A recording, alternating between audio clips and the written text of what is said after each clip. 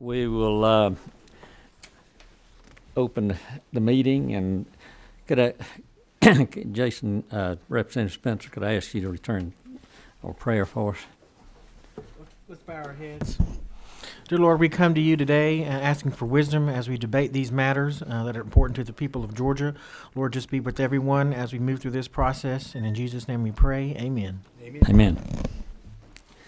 All right, the first on our agenda is House Resolution 57. Chairman Amy Carter.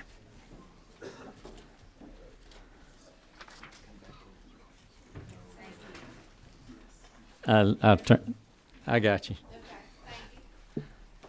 Many members, I bring before you House Resolution 57. What it does is creates a House Study Committee on elementary and secondary school nutrition programs. It will consist of 15 members, which include 3 members of the House, State School Superintendent or designee, Commissioner of the Department of Public Health or designee, Commissioner of Ag or designee, Commissioner of Early Care and Learning or designee, 2 members who shall be school nutrition directors, 2 members who shall be finance directors, 2 members who are producers and distributors of agricultural products, 1 member who is a parent of a child, 1 member who is a registered dietitian. The goal of this committee is to study the conditions, needs, issues, and problems related to school nutrition. I have a personal goal of just really trying to connect agriculture with schools. I think that farm to table concept is an excellent one. I don't know that we'd make the finances work for it, but I certainly think a study committee would be in order for us to pursue that interest. I think if we could get some locally grown products on the tables of these schools and get the nutrition to these kids, I think it would be a win-win for everyone if we can make the money work. So that's what this resolution is all about. We certainly hope you will see this as a favorable study committee for us to put into play. Okay, thank you very much, Chairman Carter, and this excellent idea. And I noticed the Commissioner of Agriculture is with us. I know he is very interested in this also. So let's see, number 13, Representative Dukes. Mr. Chairman, I concur with your sentiments exactly. I think it's an excellent idea, and at the proper time, I'd like to be recognized for a motion. Representative Spencer. And I was going to do the same, Mr. Chairman. Okay. All right, then Representative Dukes. Mr. Chairman, I move do pass. All right, we have a motion do pass. Do I have a second? Have a motion and a second. Are there any questions of Chairman Carter, or if not, then this will be the substitute to the committee substitute to House Resolution 57. Correct. All those in favor say aye. Those opposed? Motion's carried. Thank you, Chairman Carter.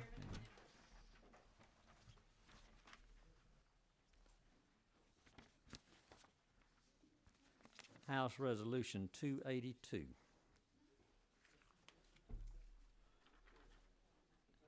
Representative Carson. Chairman, do you mind if Senator Hostetler goes first? He needs to get back to the Senate Finance Committee. That's perfectly all right. Yes. Let me get the paperwork together, Senator, and make sure we're on the right page here. You'll be presenting Senate Resolution 130. Is that correct?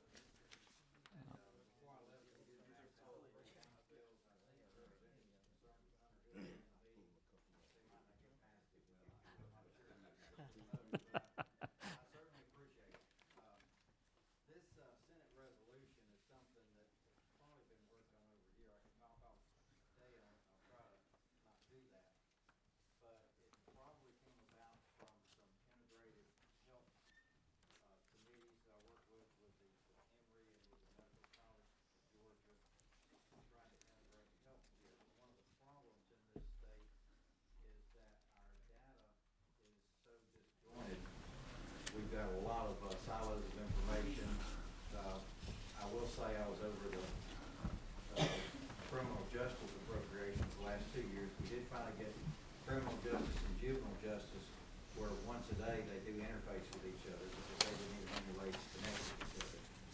Public health, community health, behavioral health, Department of Health Human Services, education.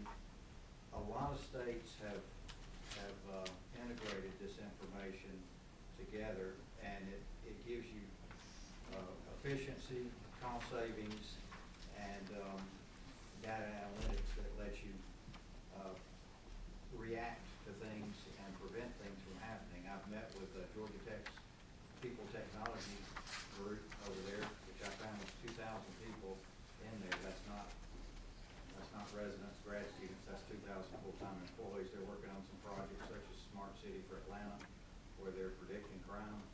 They're working on, they use Twitter to stop foodborne outbreaks from restaurants and things like that. There's a lot of technology out there that can improve quality of life, integrate our health, and also save us a lot of money. So as part of this, rather than just saying we're going to do it, we're going to integrate it all, I don't feel comfortable doing that. We had to be able to do that, but I think we really need to study that, and I would like the House and the Senate to do this together. And I do want to mention Representative Kinsey, who is the House sponsor on this. We're both from Rome, and an example was we had an individual up there that was under some state services. They were in another area, were murdered, and we didn't even know that they had left Rome. As a state, we didn't know that. Other states have that information because their data would flag it and point it out.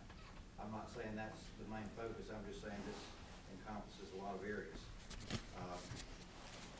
Along those lines, Michigan, which has done this, Forbes magazine stated that Michigan is now saving $1 million of business sales by integrating their data, and that they're much more efficient.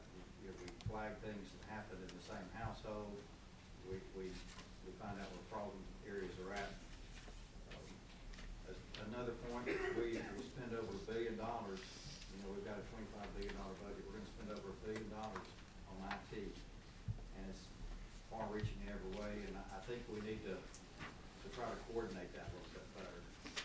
So, along this line, while we're working on this, the University of Pennsylvania, which has the Republican orthopedic surgeon from Virginia that did it in Virginia on their board, they've got the guy from South Carolina that did theirs on their board, have said that they would offer us a grant to bring us in with 4 other states that haven't done this, and would show us what works and what doesn't work, what other states have spent money on that was inefficient. They feel like we could do this very reasonably. And so that would not be the only thing the study committee would be doing, but as part of that, the study committee would be meeting with 4 other states and being shown what was successful in other states so they're not spinning our wheels, repeating it. And they have a lot of interest in helping states integrate their data. I know that Paul Ryan and Tom Price have both worked on the federal level to try to bring this about, but that may or may not happen. I'm not sure I want to wait on Washington. Anything we do. So I'm probably talking around a lot of different areas, but I really would like for us as a body to study this.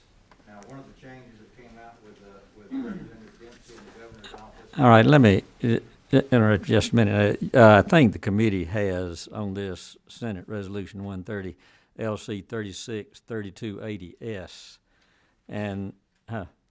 and what the senator is about to tell us now, there is a substitute, LC 363390S, and you're going to tell us the difference in the substitute and what the committee has. Correct. The difference is on line 33 where it says the committee shall be composed of 14 members, that would change to 15 members.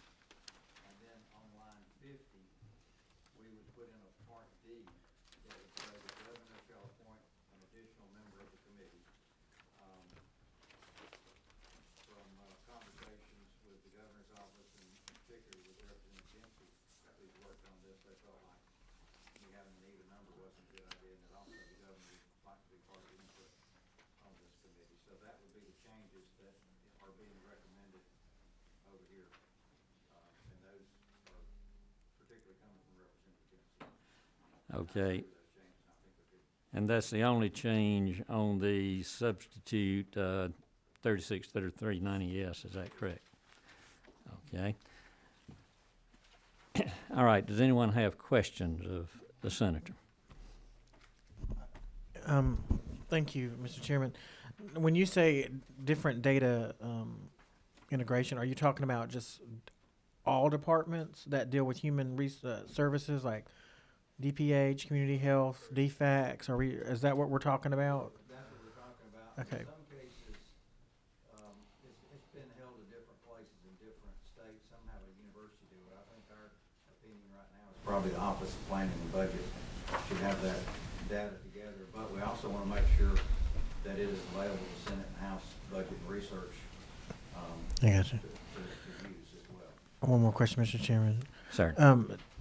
Do these agencies have different softwares and how they house their data, and is that why they don't talk to each other, or do we know? Well, I'm not an IT person. I know what I want, so I don't want to answer that. But I would say yes, their systems don't interface Okay. at the present time. Now, there is a gateway project going on that would take 4 of these departments out of the 20 and integrate them. But what we're trying to do is look at the 20 as a whole, and I believe we can do it very reasonably, looking at what Michigan did in particular. Okay, number 16, Representative Blackman. Okay, thank you, Mr. Chairman.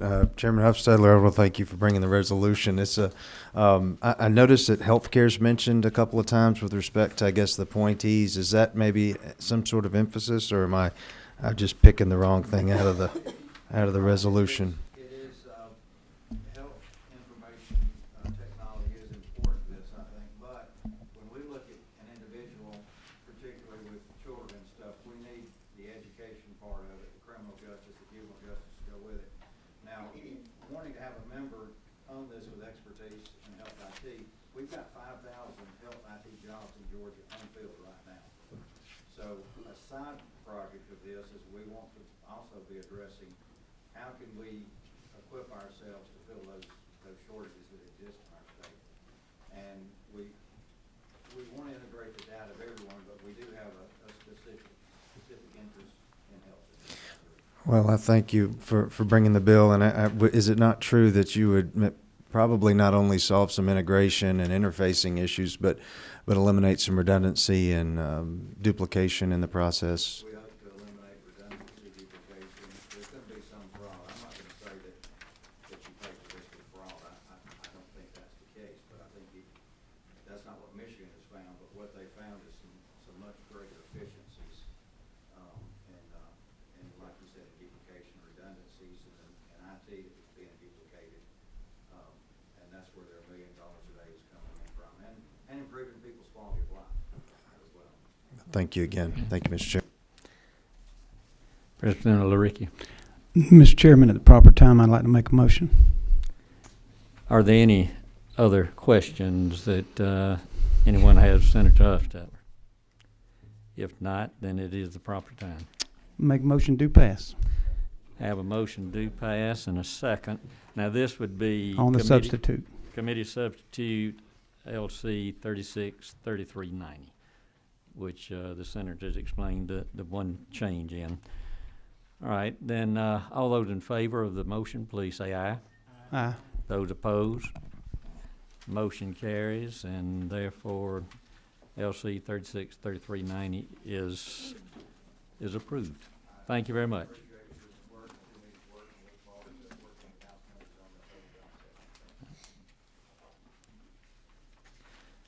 Representative Carson. House Resolution 282.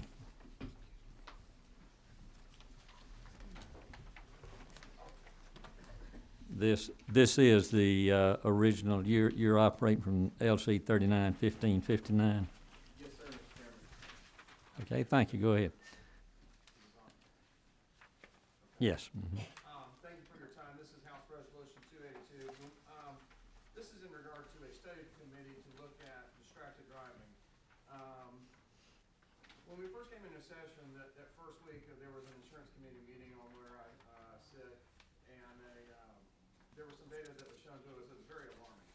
And that is that the number of accidents per 1,000 drivers, or the number of accidents per capita is basically staying flat year to year. But what is, in Georgia roads, but what is really going on, and I'm, as a CPA, I hate to overgeneralize numbers, but just allow me to do that in a minute. But what's troubling as a father of 2 young children, what's shocking to me is the number of fatalities per number of accidents is increasing dramatically. And a lot of people in the law enforcement area, as well as other interested groups, have attributed this trend, at least in part, to distracted driving. Now, I don't particularly like to quote the AJC very much, particularly on camera, but this is a front page above the fold on February 16th of this year. Distractions blamed for rise in road deaths.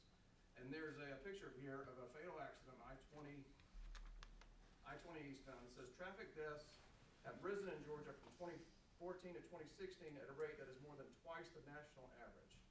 Texting while driving has helped fuel the sharp increase. If you don't mind, Mr. Chairman, I'd like to pass this around. I can't help but think, and since 2006, 2007, how much these devices right here that I have in my hand have changed our world. And I spoke to Representative Peake about this, as most of you know. Most like you, most of us were not.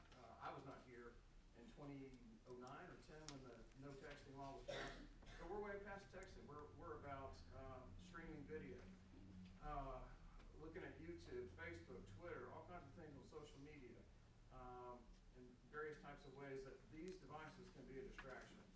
I think it's a public safety issue.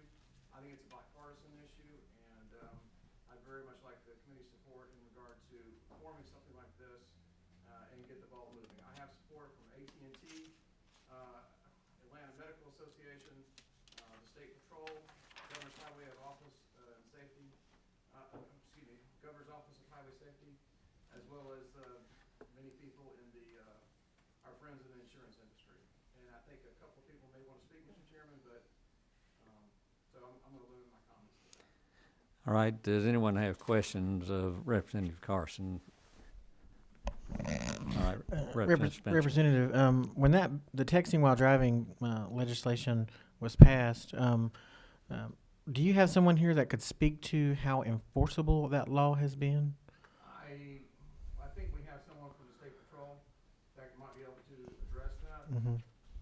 I will say before we have people step up, it's my intention to have a bipartisan group that meets in various areas across the state, including the Gypsy facility in Forsyth. And I really want to listen not just to I want to listen to the people driving the city, the municipal police car on Main Street. Tell me what you need in order to pull that person over for a texting while driving violation. I got Mr. Chairman, one more question. I find it that a lot of times we will pass laws like a texting while driving law, and I personally feel like it's sort of a useless law because it's not enforceable unless there's some other event happening that would persuade the officer to move forward and trying to bring a charge based on that particular law. So I think it's worth looking at. Obviously, it's a problem, and I think it's worth looking at. But I think we need to be careful when we start passing laws that we just can't enforce. It's not practical. I completely agree. I have heard from law enforcement that it is difficult, but it's possible, and there have been citations given for texting while driving. I will also bring in telecommunications providers, such as AT&T. I plan on calling some of the other carriers to find out, all right, we don't want to trip anything in regards to personal freedom or communication privacy or what have you, but we just want to know, is this person operating a motor vehicle in the state of Georgia while distracted? So that's where we want to go. Okay, Representative Rakestraw. Thank you, Mr. Chair. So will y'all be differentiating between behaviors like putting on makeup or, you know, eating while driving or looking at, you know, Google Maps while driving versus texting behavior? Sure, there's a whole host of different ways someone can be distracted while behind the wheel. Food, drink, cigarettes, makeup, children in the back. It's my intention to look at all of these, but focus again on the technology. And well, and that brings me to another point in focusing on technology. I mean, can you be looking at some of the stuff with like autonomous driving? Because I think that just having an avenue for them to write more tickets and generate more revenue does not really solve the problem. It doesn't really change the behavior. It just gets people to be more sneaky about the behavior. And then there are instances where like people may be stopped at a stoplight and they're putting on makeup, looking at Google Maps, eating, whatever. Because if you pass a law about it, then, you know, they don't just get them while they're driving. They get them if they're behind the wheel. You know, they could be sitting in a parking lot. And so if y'all could be careful about, you know, those type of recommendations. But I think a better solution is some autonomous driving, which I think we're pretty close to, versus a punitive ticket writing, because then, you know, if someone gets a ticket, their insurance goes up, you know, and it causes a whole litany of other issues that stem from that. So if you could be mindful of that. Thank you. And I appreciate your comments as well as Representative Spencer's. It's absolutely not my intention, and it's not going to be my action to pass any blue sky laws. That doesn't really do anything. Number 8. Thank you, Chairman. Yes, Representative, I do share some of the concerns that my colleagues have mentioned, but also I'd like to know how many states are hands-free already?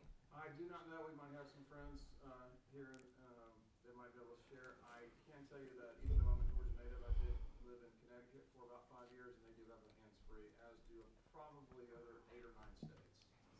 Is texting, Somewhere in there. is texting the new drunk driving? I would defer to some competent people that actually control Georgia's roads.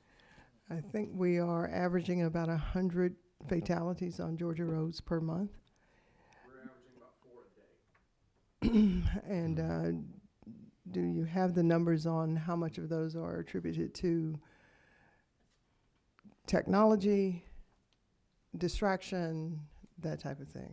No, we don't, not yet. And to the gentleman's point, we don't really have a mechanism of really saying, okay, did you not pay attention for 2 seconds, or were you on, you know, Twitter for 3 seconds? And so, Well, I know that it is a problem, and I know that young people are, well, it's not just young people, but it's across the board. People are engaging in it. I had a friend of mine that was coming in from Macon from Atlanta, and he had sent me an email. And I had said to him, I said, you know, you're not supposed to text while you're driving. He said, I wasn't texting, I was emailing. So, yeah. So it's a crazy consensus out there. People don't really see how dangerous it is, but I believe it could very closely be connected to the new drunk driving. and I think, and to the chairman earlier, the texting law, that's nice and so forth, but there's so many different ways around it. If we were to pass a law to say no emailing, okay, well, does that include Facebook messaging? Does that include Twitter, reposting, resharing? You know, so there's so many different ways to go about this. And when the text message law was passed, I believe, Chairman Hartman, was that passed in 2010? That was About there, yeah. that was not long. To the gentlelady's point, that was not long after the time that we introduced smartphones into the industry in late 2006 or 2007. So we're a little bit behind even then, and we're definitely behind now.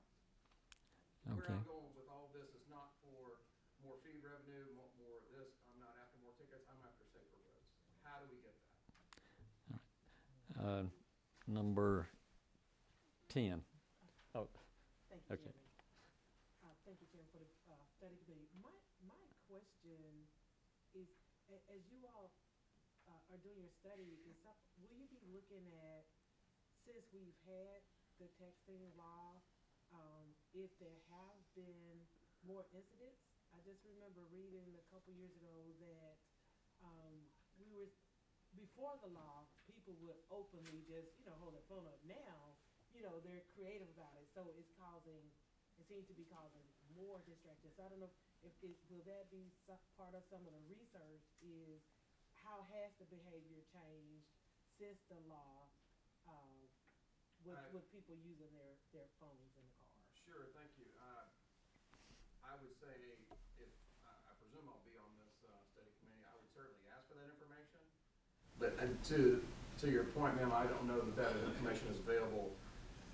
It might be available for one state agency or two, but when you talk about, there's hundreds of different police jurisdictions, when you talk about cities and counties and college campuses and on all the like, I mean, you're talking hundreds of various jurisdictions that would have that data.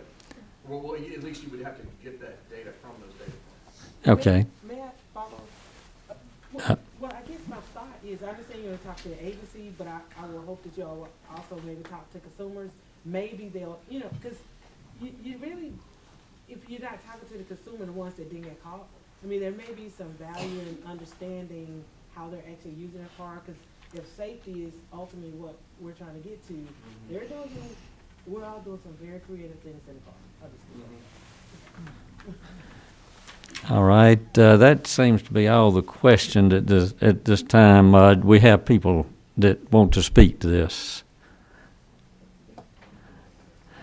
I'm sorry we didn't have a sign-up sheet. If you will, come to the podium and give us your name and your position. And Chairman Hart, members of the committee, I'm Bob Potter, and I represent State Farm and American Insurance Association. And the presentation that Representative Carson referenced, I've now seen and heard 3 times. And relative to Georgia and fatalities, it is an alarming statistic. And the presenter, Dr. Robert Hartley, now from the University of South Carolina, indicated, and I think rightly so, that if these deaths were caused for another reason, it would be a health crisis that would get the attention of the city. And for a day, or 1,500 a year, it's alarming. And some of this is tied to distracted driving. That's certainly not all of that, but I rise to speak favorably in terms of this study. It would be wise to do that and encompass all the aspects that Representative Carson has referenced and see what can be done to help deal with the problem. okay, and I believe we have one question, Representative Rakestraw. Thank you, Mr. Chair. So do we know what the statistics are or were on fatalities due to distracted driving prior to our texting law? In the presentation that was presented, there was none before and after that I know of that parsed distracted driving. Okay. So distracted driving was one of the reasons cited, along with population, more people on the road, more people with jobs, congestion, particularly in the Atlanta area. But the striking statistic was that Georgia's spike in fatalities was higher than anyone else in the country, including the huge metro areas of the Atlanta. But it was not parsed relative to just distracted driving. Right. I guess it concerns me that, we passed a law to solve this problem, and it has not only not solved the problem, it's gotten worse. So, it concerns me. So I don't know how we really go about attacking that with solutions when we thought we had a solution, and apparently it was not a solution. The situation's gotten worse. So, do you have any data or information or input on why? I think the situation is certainly worse in terms of human behavior and the technology that's available and all of those things that Representative Carson cited. The presentation earlier in the year referenced distracted driving as part of that cure to that, as to how that is done. When we met with the governor's office, how the safety was thought there, and I think that we'll come up with a study that this is a stage where DUI was 10 years ago, and then there's a societal change at that point, part of that. But the societal change such that that was no longer socially acceptable. To fix that drink and go on the road when you're about to go out to dinner. But a lot of folks did, and it's not acceptable. Texting and driving or utilizing these devices or streaming or whatever it is, it will lead to a move down the road to where it is not acceptable to do that. The Colonel and I were speaking just before this meeting, we cited an example of somebody texting or responding to a text from a family. And that was the last text they ever sent. That's the kind of thing that from a societal standpoint, we need to bridge that gap and make that change. It will be a slower process, I think, but this study committee is part of that. And we're gonna do something. Okay. Representative Parrish. Thank you, Chairman. Thank you, sir, for your remarks. Do you think that maybe we've just put a Band-Aid on the problem and that is why it has spiked? Is that the texting while driving doesn't get it out of their hands, and it being in their hands is really what the problem is? I think the study committee has its hands full. To address whatever the causes are and the cures, but I think that is part of that. I referenced that a couple of weeks ago in a talk, that you'll just see people doing this, driving down the road, and then we'll put it down. Those of you all that commute on I-16, once you get past Macon, there's just not a lot happening. And every now and then, you'll just feel yourself reaching down, and it's just, it's gonna be a slow change, just a change that needs to happen. Okay, thank you very much. We had someone else to speak to.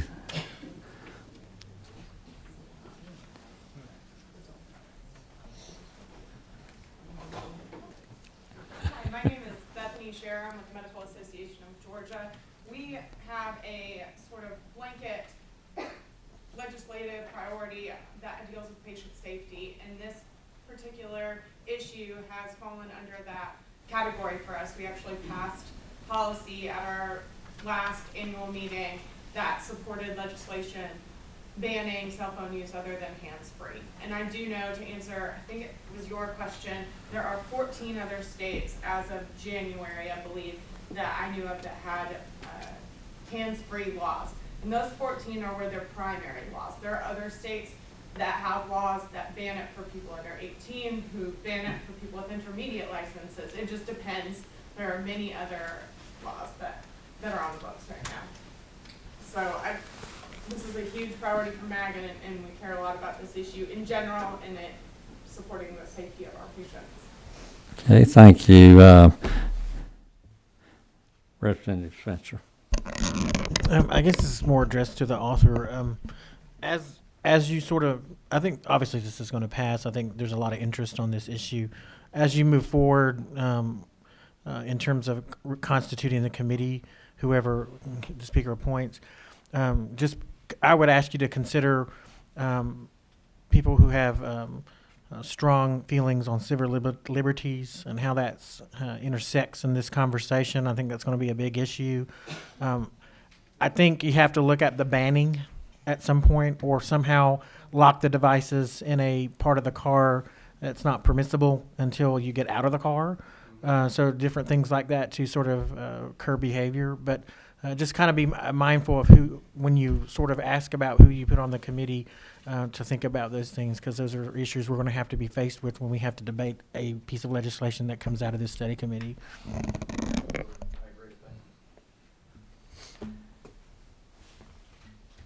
Representative Laricki.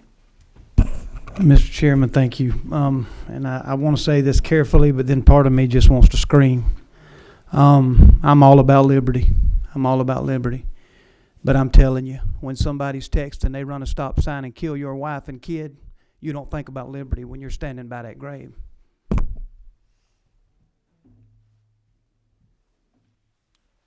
Representative Rakestraw. Thank you, Mr. Chair. So, you said that others, there's about 14 other states that have hands-free laws. Have you seen that type of law move the needle downward on fatalities related and accidents related to distracted driving or texting and driving? We're really talking about that specifically versus distracted driving. Right. I don't have specific statistics on that with me. I'm happy to look into that information, especially as we move forward. And have a chart with all of that data. And I do want to point out that Georgia already bans the use of cell phones for those under 18 other than hands-free. So this isn't necessarily a new thing, it's just an expansion. And most states do. When they passed texting and driving laws, most states added in hands-free cell phone use for those under 18. Thank you. And if I may, Representative Brady, one thing I'd like to. Excuse me just a minute. Let me call on Representative Carter. She had. Oh, thank you, because I couldn't tell the light was on. So, I know, okay, I'm looking at your study, you're doing a study committee, so the objective, you're trying to gather data. So, I have just noticed, because I'm having to drive downtown more often over the last couple of years, and driving is interesting. So one of the things that I was wondering is, I know we have a lot of people that are moving to Georgia.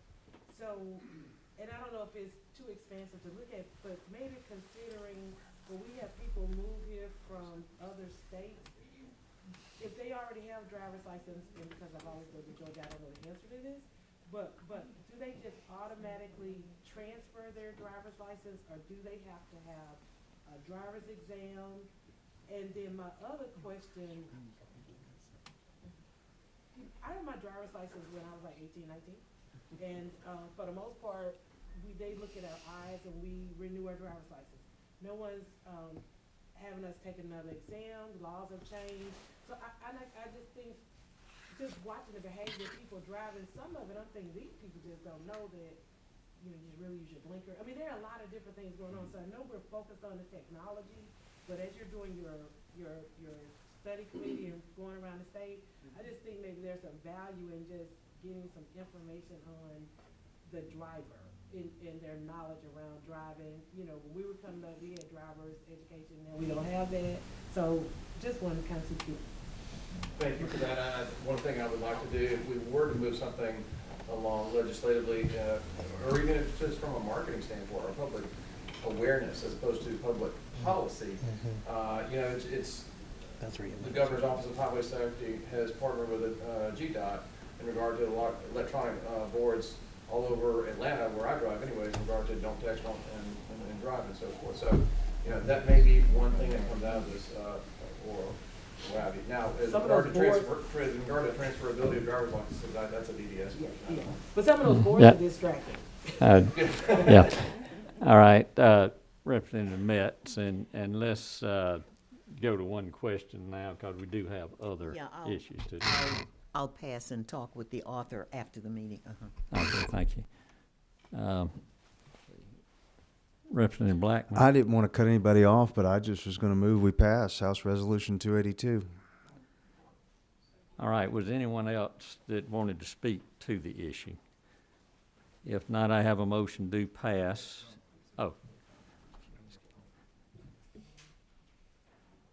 Mr. Chairman, I'm Mark McDonough. I'm the Charlotte State Patrol Commissioner, Department of Public Safety. I got to have a little fun with some of the comments that were made because the State Patrol is not in the revenue generating business. We don't receive a dime from the citations that we write.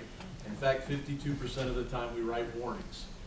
To us, this is kind of a duh issue because prior to the law, this is what we saw.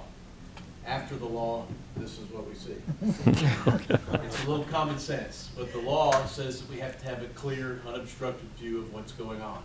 So if you were me and you're seeing this, am I dialing a number or am I texting? So it's a very difficult law to enforce. So to help answer that question, it is a difficult law to enforce. One of the 5 major things that occurs or behavior that causes accidents is following too closely. NHTSA is now saying that up to 50% of following too closely accidents are caused by. So this is a perfect opportunity to take a look at all of the things that are involved. And to the rep's question about general driving behavior, education of general driving behavior would have you show that you can do one thing well. We live in the age of can we multitask? But behind the wheel of a car, there's only one task that you should be doing, and that's your hands on the wheel and looking down the road and using your mirrors to drive correctly and to have that appropriate behavior. So I know exactly what you're saying. So for us, this is a big duh, and the information that would come out of the study committee, I think would be very, very beneficial. Colonel, thank you very much for that. And any questions of Colonel McDonough? You, okay. Hi. Okay. So if following too closely is causing most of the fatalities, why aren't we writing tickets for that? We are writing tickets for that. Okay. Like I said, it's one of the 5 things that we see as the majority cause of accidents. And so if you look statistically at those things, that is one of the 5 big things that's causing. That's specific driver behavior under the law. Thank you very much, Colonel, and thank you for all that you and your troops do for us in this state. I do have a motion do pass. Do I have a second? Have a second. All those in favor, aye. Aye. Opposed, nay. All right, then LC 391559, House Resolution 282 is passed.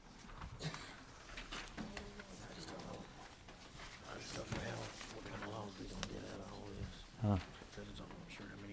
Yeah. All right. Next, we'll call Senate Resolution 290.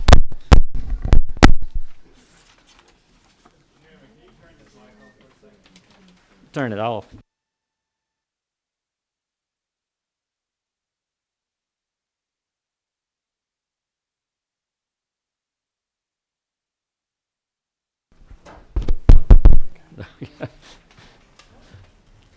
We evidently had some very clear-speaking presenters. They were understood anyway. My good friend, Senator Freddie Powell Sims, we're happy to have you with us today. And Thank you, Mr. will Chairman. present Senate Resolution 290, LC 401464.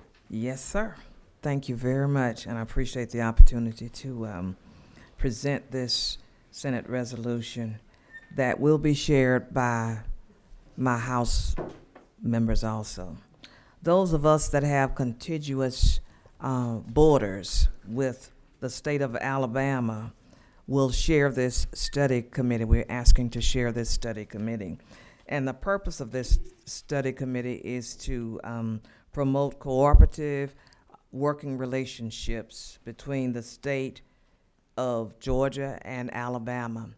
And I think we've done this before. We've kind of sunset it, and we would like to revive it and do it again because we were able to talk about those things that we shared in common: demographics, geography, water,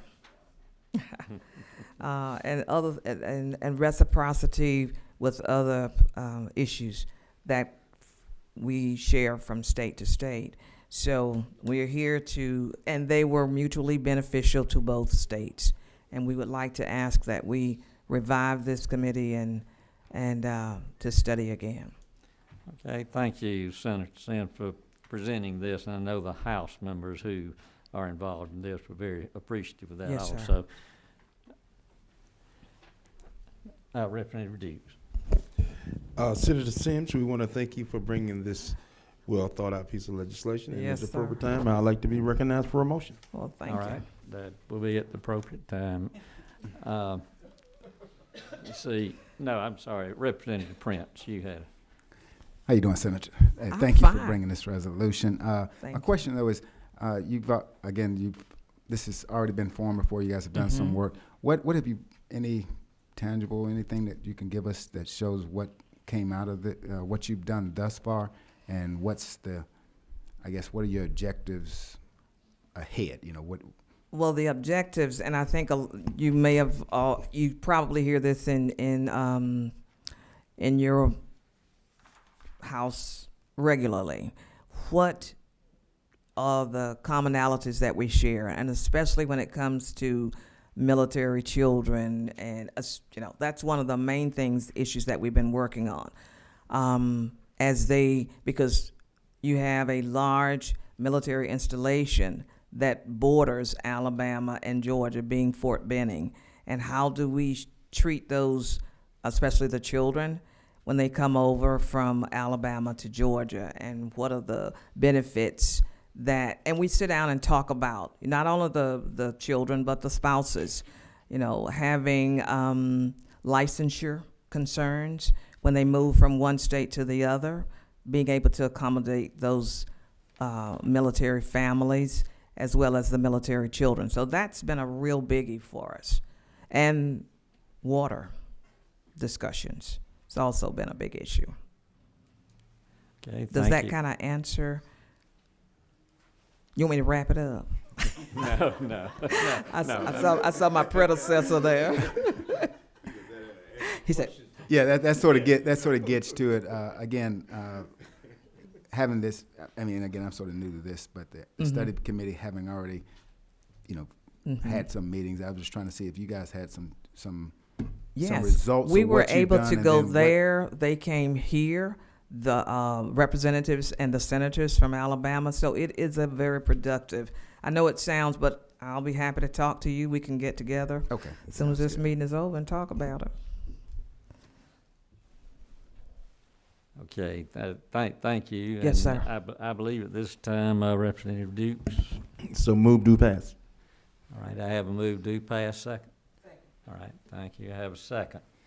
So I have a move, do pass on Senate Resolution 290, LC 401464, and a second. All those in favor say aye. Aye. Opposed? Motion carried. Thank you. Thank you. Thank very you, much. Senator.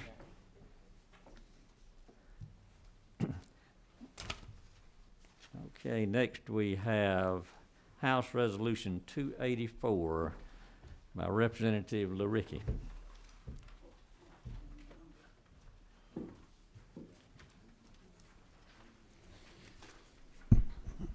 Thank you, Mr. Chairman. I'm going to try to be very brief and then just answer questions, do a little past, present, and future on this. Most of you know that I worked with Senator Greg Goggins from about 2004 to 2010. We had been hearing some rumblings of the amount of money that was being invested into schools, technical colleges, university campuses, and facilities. Hundreds of millions of dollars in capital projects and a lot of new buildings, facilities, and so forth. And the word was just kind of coming in that a disproportionate amount, the perception was that a disproportionate amount of that money was being used under the bid method or bid model of construction management at risk. And I've given you a bunch of papers, and you just kind of thumb through them and look at the different types of bid methods. There's several. There's 4 or 5 different bid methods. It even explains how those bid methods work. Now, again, I'm not going page by page, and I'm going to be brief. Here's where we're at today from 2005. We probably doubled, if not tripled, the amount of money that's being awarded to contractors for projects that are mostly construction management at risk, particularly your big projects, which is okay. But you know, when we were younger, years ago, this was not one of those methods. It was just the design, bid, build method, where you contract or look for architects that will help you design what you want. You get your design complete. You put it out for bid. You make sure everybody's bonded and all the qualifications. They come back in and they meet certain criteria. They come back in and it's low bid. That's much different than what they do today under construction management at risk. And I want to be clear, I'm not being critical of construction management at risk at all. I think it has a place, a purpose, and a time. Absolutely. Otherwise, I don't believe a General Assembly or the Regents or anybody would have ever used it. But when you're spending the amount of money that Georgia is spending, hundreds of millions of dollars, sometimes per year, in new schools, technical college buildings, et cetera, I just think that we take a deep look at what the best process is for the best facility or use in each different community, whether it's rural versus metro, whether it's in a county the size of Lowndes County, Valdosta, because when you get into your bordering counties, you're really vulnerable to opening up the door for huge contractors to come across that state line and start, and which that's okay. You know, we want the best value, we want the best product for the dollar. But this goes back again into the early 2000s. Now here we are, 2017, and I don't think, or I know, that a in-depth, thorough look at how what bid models we're using for certain purposes in certain places at certain times. I want to give you two examples. An allied health building for a technical college, $14 million. Well, they choose to do it construction management at risk. Well, they narrow that down with a selection process that automatically excludes everybody but what they would consider to be the top 5. Then they start talking to them about a little bit more about design, a little bit more about money, a little bit more about what they want. And again, don't take what I'm saying as being critical. That's just that process. Where that same $14 million process, you could have went out and hired an architect and got it designed, finished the plans, sent it out to 100 different contractors. Maybe only 50 of them said that we can do a job that size and be bonded appropriately and have the qualifications to do it. And they all come to a bid opening and submit their bids. Now, you're going to have examples where the best results was construction management at risk. You'll have a few examples where the best results was design, bid, build. That's not what we're out to try to narrow down.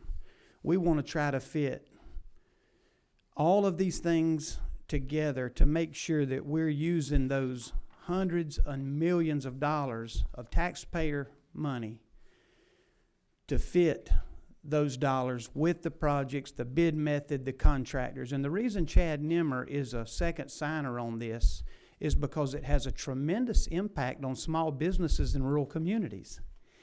If a medium to small general contractor in rural South Georgia or rural Northwest Georgia can't even make it to the final 5 under the construction management at risk, well, all of those subcontractors that work for him in that region, they're probably out too. But that does not necessarily mean that general contractor would have gotten that job had it been design, bid, build. He could have gotten outbid by a bigger guy under the other method too. I just think with the money that we invest in this study would more than pay back trying to shore up how we bid out these projects. So I hope that I've been fairly clear, and I'm just going to stop, and if you have any questions, I'd be glad to answer them. Okay, Representative Spencer. What is the current process right now with Regents and Technical College System? You know, just as an example, what is their current? Do we have right now? We have a one-way process. No. Do they have their own systems? There are some options. What we're seeing mostly through GISFIC and the Board of Regents and most of those projects, most all of those are going construction management at risk. But they decide to do that, like with Valdosta State University. I just use that as an example. If they build a $40 million building, it's kind of a specialty project. Well, that college president, and then I guess the GISFIC and those, they decide, you know, hey, we think that the best process for this one is construction management at risk. And we're not trying to take that option away from them.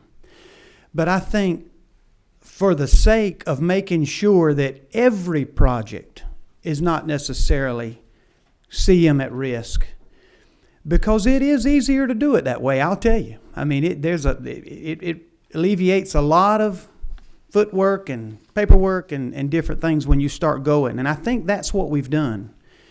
I think the study will determine that. But no, there's not a definite line of having to use CM at risk. I just think because it is so easy and because these huge general contractors have built their way up. One of the qualifications for CM at risk, for example, on a $14 million project might be that you have built a $20 million project before. Well, your small to medium-sized general contractor's never built a $20 million project, but perhaps he's built 5 $10 million projects. And there are some current laws that will allow them to go up a little bit, but you got to remember, they're competing with the guy that built the last one that's got a portfolio as tall as this cabinet. And so I think as we begin to study this, we will answer some concerns that people all across Georgia have. Even some of your general contractors right here in Metro Atlanta have said, you know, we would like to maybe just look at that and have a more balanced approach to how we use bid methods. Because I believe, and I have looked at this as carefully as I know how and be very objective, but a disproportionate amount of the money is being used CM at risk versus a design bid build. At our house, if we wanted an air conditioner, we'd ask somebody to give us the best price for the best product. Just that simple. And I think the state needs to look a little bit more carefully at trying to do that when we can, but if CM at risk is the method, then that's good too. Representative Kirby. Thank you, Mr. Chairman. Well, the one thing I guess I'm struggling to follow here is you kind of explain this, and I think about, you know, our study committees and what comes out of them should be some toward legislation. It's like you're almost leading us into you almost lead us into a situation where you think we need some legislation that would limit or control what locals and local government and local entities could do as far as how they're taking bids in. Am I missing that, or is that what you are saying? I would say that we do that right now with when we fund education right now. If you don't pass an eSPLOST, you're funded different. Does anybody disagree with that? If your county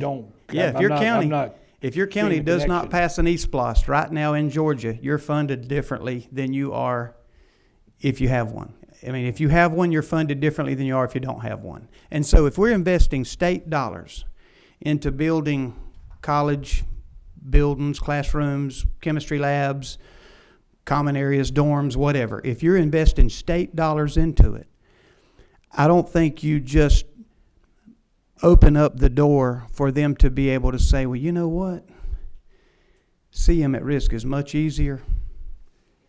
And again, I say this carefully because there's people sitting in the room that I've had these conversations with. The average across the nation is showing that it does cost more CM at risk, and here's why. Because most of those CM at risk jobs are from anywhere from 20 to 100 million. I mean, they're humongous jobs. And so if we're doing design, bid, build on everything less than 10 million, it only stands to reason that we would do design, bid, build on those that cost 20 or 30, if it's appropriate. But if it's a time-sensitive project or a special project, CM at risk could very well be the best process. So I am saying that perhaps the study does come up with some legislation that limits a college president's or a college, the faculty or whatever, to be able to just determine the bid method because it's the easiest or because they have a good working relationship with that architect or that contractor or whatever. But it may not show that. Representative Dukes. Thank you, Mr. Chairman. Mr. Representative, are you advocating then that you think that we should do more design, bid, build work? I think that the study could show us when and why to do that. I don't think that I really am trying to be careful. I give old Jason a hard time there, but free market is the key. And if you open that door for some of these medium to smaller general contractors to start bidding against some of these that are in the upper 2/3, I'll show you how to narrow that thing down. Now they might be some bumps in the road. They might make mistakes. They may have to step out and we have to go and, I'm not saying that the little guy won't get in some trouble, but what fixes that is him bidding against those big boys and keeping them honest and giving him an opportunity. And so I'm not saying that we do it. I'm saying that this study could very well show when and why we go hard bid versus CM at risk. You're saying that there should be some criteria established as to when and how we go CM at risk. That's right. But would you think then that would not necessarily be a state decision? Well, now I'm talking about where we invest state dollars, and we absolutely should get to say where we spend state dollars. Now, if it's local money on a SPLOST and they raise 10 million on a SPLOST, that's not state dollars. That's local dollars raised on their SPLOST to spend on a project in their community, and you don't touch that. If they want to go see them at risk on a $10,000 lawnmower building, that's fine. Okay. Do you understand that the reason why the state and other communities have apt to go with CM at risk? Yes. Do you realize that in the construction industry, we operate from certain levels of complexities? That's right. And these complexities has a propensity to add to the risk that is involved. Right. And when you have a contractor and an architect both working together Mm-hmm. to iron out those complexities before we put the project in the street, that eliminates much of the risk to the owners, Mm-hmm. particularly in time-sensitive projects or in renovation projects. Are you aware Absolutely. And the caveat to that is this. That architect makes a percentage of the total amount of that project. of that? Absolutely. Now, I'm gonna inject some human nature into this and hope you'll cooperate with me. What's the incentive for that architect to say I can save you $1 million when they make 5% of it? Or when they say I can save you 20,000 and they make 5% of it? I'm just saying that what this General Assembly has to do every day, whether it's texting and driving or the way that we utilize money for these college campuses, we have to, as best we can, limit that opportunity for gaming the system, but yet keep into it that free market, that freedom and liberty open. If a man has built an elementary school that costs $5 million, he has built a library, he has built a lunchroom, he's built a media center, he's built everything. The only thing that's different when he builds a high school from a $5 million elementary school to a $25 million high school is the size. That's all that changes. Same thing. It goes from a $5 million elementary school, hard bid, to a $25 million high school. The only thing that changes is the number of tables in the lunchroom and the number of square feet of tile and the number of lights. I beg to differ, having built. Then I would love to hear how you say that we put a different LED light in a $5 million elementary school than we do a $25 million high school. You don't. The lights are the same. There's just more of them. I beg to differ, having built a school, a library. Well, perhaps that needs to be studied. You need to be putting the same lights in it, so when you have to change the lights out in your elementary school, you don't have to buy a different light for your high school. Then I guess what, I don't want to argue or And that's why this is a study committee, so that if you allow me the opportunity to, we will study it. All right, let's do not argue. I was trying to ask questions, but I understand. Listen, I do understand your passion about it, and I do understand where you're coming from, because basically it was a time before I had an opportunity to be able to compete into that arena, because I did not have that resume that you're making reference to. And there is, and there should be, an opportunity for us to be able to make it a little bit more expensive. The difference between why we don't do just a hard bid contractor versus someone who has been into the management aspect of it is that they typically hire different personnel. That's what my difference is. In a construction management, my project manager is a college-educated, typically professional, and so is my superintendent. I get a higher personnel. Which makes my point for me, Representative, that he's probably being paid 3 times what a guy makes $15 an hour. We were not going to argue. Representative Dukes, if you have a question, My question is that, and I'm looking forward to your study committee. I really am, because the question is this, and this is where we will be, and hopefully we move to the study committee. How do we find a way to make the process more inclusive of particularly locals in small communities who had an opportunity to build many $20 million schools, because we only build one every 4 years or every 20 years. So they don't have that resume. That's what I hope to be able to discover in this study. Yeah. Okay. Thank you. Representative Rakeshaw. Thank you, Mr. Chair. So, having been on a school board where we did bid out schools in 2 different ways, you know, I think the reason there's been a move toward the at risk is because the person bidding assumes the risk if anything goes wrong or they miss deadlines or whatever they write up in the contract. And so they tend to bid a higher price. This, I'm sure you know. And we did have a situation where, you know, they didn't meet the criteria and they were failing to, you know, meet the deadlines, and it was a big knockdown drag out with the school system over making them accountable to that at-risk contract where they were supposed to be assuming the risk. Was that CM at risk? It was. Okay. And so what they tend to do is, oh, you change the specs, but they came with these lines about, oh, it's rained this many days and it's delayed and it's cost us.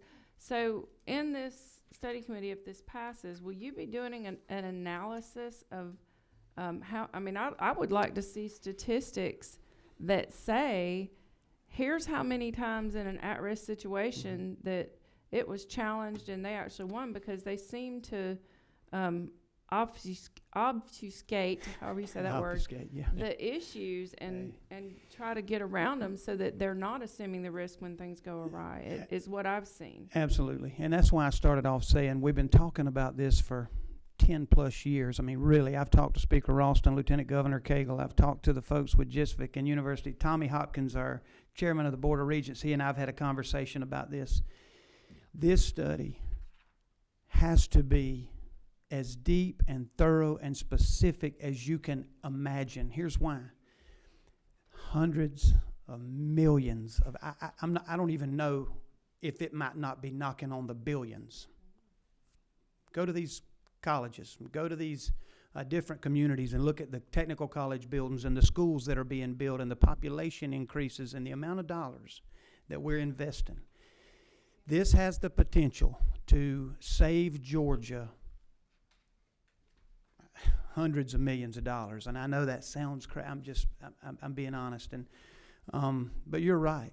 But I wanted to respond to one thing that you said. If you do that job, see them at risk, or design, bid, build, everybody there is equally responsible. Everybody keeps saying you have more, you cover more risk here. No, if I bid a $20 million job and I'm bonded, and you gave me a design that says the outside's got to be pink, the floor's got to be purple, the lights have to be blue, whatever.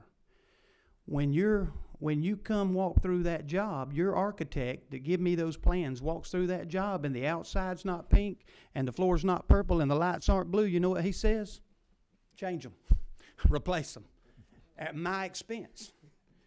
If I paint the outside green instead of purple, he says repaint it at my expense. So it doesn't matter which one of those you do it under. I got design that's approved that I've got to meet.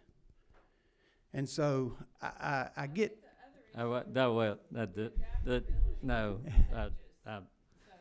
We're the question you asked the question. He's answered it. So we'll. All right. I don't see any more questions from the committee. I believe we had maybe someone who wanted to speak to the resolution.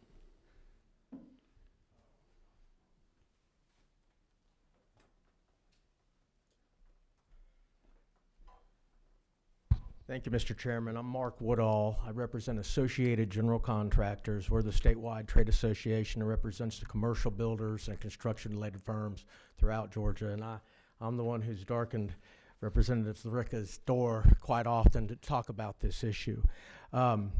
if I can real quickly, just a little history lesson here in Georgia. When I first got here, right before the Olympics, and I lobbied in Tallahassee before I got up here on behalf of the same group, we found out that we did not have a uniform public works law in Georgia. Cities did it one way, counties did it another, school board did it another. If it was capital outlay dollars, there were rules for that. If it was SPLOST, there really wasn't much of any type of rule. And when we had a local municipality in Metro Atlanta issue a $47 million change order to a $10 million contract, we thought something needed to be done. And so we engaged with GMA and ACCG, and we developed a uniform public works law in Georgia. It's been on the books since 2000. And it was a very collaborative process. And one of the things that our public owners wanted, and we wanted as a private sector, to be able to do business more like the private sector, to use delivery systems that were evolving in the private sector above and beyond design, bid, build. Publicly, we will state for the record, there is no best delivery system. There is no best delivery system. Each one of the systems, whether it's hard bid, whether it's CM at risk, whether it's design build, whether it's a variation of one of those, works or doesn't work based upon the conditions of the project. If we're trying to design on the fly, it's a fast track project, you can't do design bid build because I'm on board working before the design's complete. So we support each of the delivery systems. They each have their strengths and weaknesses. However, when you move away from design bid build, where there is a very objective basis for awarding the contract, it's lowest responsive and responsible bidder, it's the number. And when you award to these other systems, it's a little more subjective. And we are aware of, throughout the state, and I've told the representative this, situations where people have gamed the system. And so to the extent that we can be involved in this study and to make sure in particular that new and emerging businesses have an opportunity to get in the game and take a swing at the plate. And actually, a number of years ago, Senator Tippins introduced a bill. We were seeing a lot of solicitations that basically say, in order for you to be eligible to even submit a bid or a proposal, you had to have done 3 projects of this size or greater, or you're not even going to be considered. So if you never have, you never will. So legislation that y'all passed a couple of years ago basically says, again, if you have adequate bonding capacity for the project in question, and you've done a similar project where it was at least 70% of the project that was in play, that you're eligible to bid that project. So we'd love to be part of this study. To the extent we can address some of the abuses that are going on, we want to do that. But we think CM at risk is a great process. We think design bid build is a great process. We think construction management at risk is all of the above are good projects depending on the project conditions in play. I'll be happy to try and answer any questions if there are any. Okay, thank you very much. Do we have questions?